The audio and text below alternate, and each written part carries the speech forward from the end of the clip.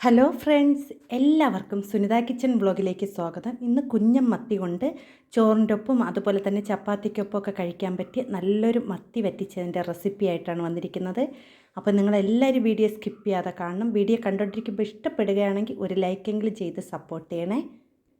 ഇത് തയ്യാറാക്കാൻ വേണ്ടി ഞാൻ ഇവിടെ കുറച്ച് കുഞ്ഞൻ മത്തി എടുത്തിട്ടുണ്ട്. അതിൻ്റെ തലയും വാലും എല്ലാം കട്ട് ചെയ്ത് മാറ്റിയ ശേഷം നല്ലതുപോലെ ഉപ്പൊക്കെ ഇട്ട് കഴുകി വൃത്തിയാക്കി എടുത്ത മത്തിയാണ്.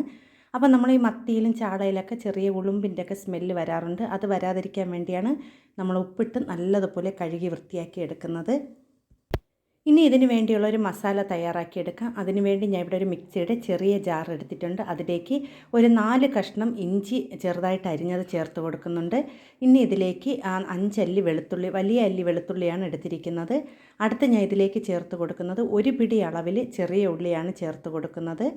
അടുത്തതിലേക്ക് 2 പച്ചമുളക് അരിഞ്ഞതും കൂടി ചേർത്ത് കൊടുക്കാം. അപ്പോൾ പച്ചമുളകും കൂടി ചേർത്ത് കൊടുത്തതിന് ശേഷം നമുക്കിതിലേക്ക് പൊടികൾ ചേർത്ത് കൊടുക്കാം. ഒരു 1/4 ടീസ്പൂൺ അളവിൽ മഞ്ഞൾപ്പൊടി ചേർത്ത് കൊടുക്കാം. അടുത്ത ഇതിലേക്ക് ഒരു 1/4 ടീസ്പൂൺ അളവിൽ ഉലുവപ്പൊടി ചേർത്ത് കൊടുക്കാം. ഇനി ഇതിലേക്ക് 1 ടീസ്പൂൺ അളവിൽ മല്ലിപ്പൊടി ചേർത്ത് കൊടുക്കാം. ഇനി ഇതിലേക്ക് ഒരു 1/2 സ്പൂൺ അളവിൽ കുരുമുളക് പൊടി ചേർത്ത് കൊടുക്കാം. നമ്മൾ മത്തിക്കറിക്കൊക്കെ കുരുമുളക് ഉലുവപ്പൊടിയൊക്കെ ഇത്തിരി മുന്നിട്ട് നിൽക്കുന്നതാണ് നല്ലത്. ഇനി ഒരു വലിയ സ്പൂൺ അളവിൽ മുളക് പൊടി ചേർത്ത് കൊടുക്കുക. ഇത് എരിവുള്ള മുളക് പൊടിയാണ് ചേർത്തിരിക്കുന്നത്. ഇനി ഇതിലേക്ക് കുറച്ച് കറിവേപ്പിലയും കൂടി ചേർത്ത് നല്ലതുപോലെ ഒന്ന് ക്രഷ് ചെയ്തെടുക്കാം. അപ്പോൾ അധികം അരഞ്ഞു പോകണ്ട, നമുക്കൊന്ന് ചതച്ചൊക്കെ നമ്മൾ എടുക്കുന്ന പോലെ ആ രീതിക്കൊന്ന് എടുത്താൽ മതി കേട്ടോ. ഇതിവിടെ നല്ലതുപോലെ ചതച്ചെടുത്തിട്ടുണ്ട്. ഇനി നമുക്ക് വൃത്തിയാക്കി വെച്ചിരിക്കുന്ന ആ മീനിലേക്ക് ഈ അരപ്പെല്ലാം ഒന്ന് ഇതിലേക്ക് ഇട്ട് കൊടുക്കാം കേട്ടോ. അതിനുശേഷം നമുക്ക് കൈകൊണ്ട് തന്നെ നല്ലതുപോലെ അതിനെ ഒന്ന് തേച്ച് പിടിപ്പിക്കണം. ആ ഒരു മീനിൽ ഈ മസാല എല്ലാം നല്ലതുപോലെ ഒന്ന് തേച്ച് പിടിപ്പിക്കണം. അപ്പോൾ ചോറിൻ്റെ ഒപ്പവും ചപ്പാത്തിക്കൊപ്പം ഒക്കെ കഴിക്കാൻ പറ്റിയ നല്ല ടേസ്റ്റി ആയിട്ടുള്ള ഒരു മത്തി വറ്റിച്ചതാണ്.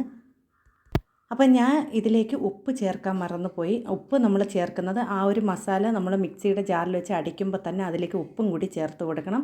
അപ്പം ഞാൻ ഇനി ഇതിലേക്ക് കുറച്ച് ഉപ്പും കൂടി ചേർത്ത് കൊടുത്ത് നല്ലതുപോലെ ഒന്ന് യോജിപ്പിച്ചെടുക്കുകയാണ്.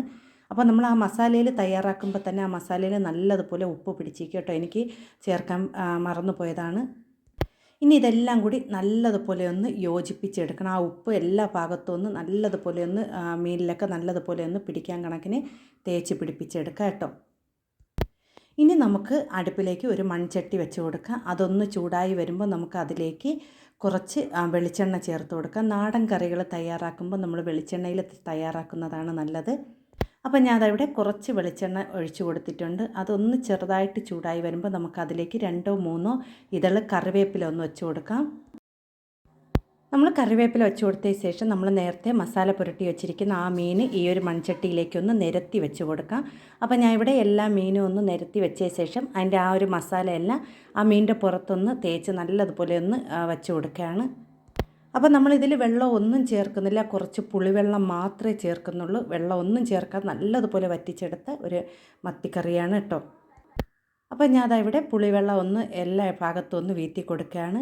അതിനുശേഷം നമുക്കിതിനെ ഒന്ന് തീ കുറച്ച് വെച്ച് വേണം വറ്റിച്ചെടുക്കാൻ. അപ്പോൾ നമ്മൾ തീ കൂട്ടി വെക്കുകയാണെങ്കിൽ പെട്ടെന്ന് തന്നെ അത് അടിക്കൊക്കെ പിടിക്കാൻ സാധ്യതയുണ്ട്. അപ്പോൾ തീ കുറച്ച് വെച്ച് നമുക്ക് മൂടി വെച്ച് ഇതിനെ നല്ലതുപോലെ ഒന്ന് വേവിച്ചെടുക്കാം കേട്ടോ.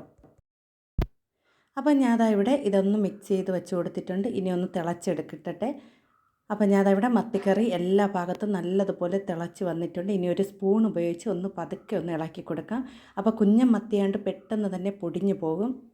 അതുകൊണ്ട് നമുക്ക് പതുക്കെ ഒന്ന് സൂക്ഷിച്ചൊന്ന് ഇളക്കി ഇട്ട് കൊടുക്കാം കേട്ടോ. അതിനുശേഷം മൂടി വെച്ച് ഒരു 10 15 മിനിറ്റ് മാത്രം മതി കേട്ടോ. ഈ ഒരു മത്തി നമുക്ക് വെന്ത് നല്ലതുപോലെ വറ്റി കിട്ടും. അപ്പോൾ ഞാനവിടെ മത്തി നല്ലതുപോലെ വറ്റി കുറുകി വന്നിട്ടുണ്ട് കണ്ടോ. നല്ലതുപോലെ ഇനി ഒരു കുറച്ചും കൂടി വെള്ളമുള്ള ഒരു 5 മിനിറ്റും കൂടി ആകുമ്പോൾ നമുക്കിത് തീ ഓഫ് ചെയ്തതിന് ശേഷം മൂടി വയ്ക്കാം. പിന്നെ നമുക്ക് ആ ഒരു ചട്ടിയുടെ ചൂടിൽ തന്നെ മത്തി നല്ലതുപോലെ വറ്റി കിട്ടും കേട്ടോ. ഇതിവിടെ നല്ലതുപോലെ തയ്യാറായിട്ടുണ്ട്. ഇനി നമുക്ക് ഇതിനെ ഒന്ന് തീ ഓഫ് ചെയ്തതിന് ശേഷം മൂടി വയ്ക്കാം കേട്ടോ. അങ്ങനെ നല്ല സ്വാദിഷ്ടമായ വളരെ പെട്ടെന്ന് തയ്യാറാക്കാൻ പറ്റിയ മത്തി വറ്റിച്ചത് ഇവിടെ തയ്യാറായിട്ടുണ്ട്. ഇതെല്ലാവരും ഒരിക്കലെങ്കിലും തയ്യാറാക്കി നോക്കണം. വീഡിയോ ഇഷ്ടപ്പെടുകയാണെങ്കിൽ എൻ്റെ ചാനലൊന്ന് സബ്സ്ക്രൈബ് ചെയ്ത് സപ്പോർട്ട് ചെയ്യണേ. നിങ്ങളുടെ വിലയേറിയ അഭിപ്രായങ്ങളും നിർദ്ദേശങ്ങളും എൻ്റെ കമൻറ്റ് ബോക്സിൽ കമൻറ്റായി അറിയിക്കാനും ആരും മറന്നു പോകല്ലേ. പുതിയ കൂട്ടുകാർ ആരെങ്കിലും എൻ്റെ വീഡിയോ കാണുന്നുണ്ടെങ്കിൽ ഒന്ന് സബ്സ്ക്രൈബും കൂടി ചെയ്ത് സപ്പോർട്ട് ചെയ്യണേ.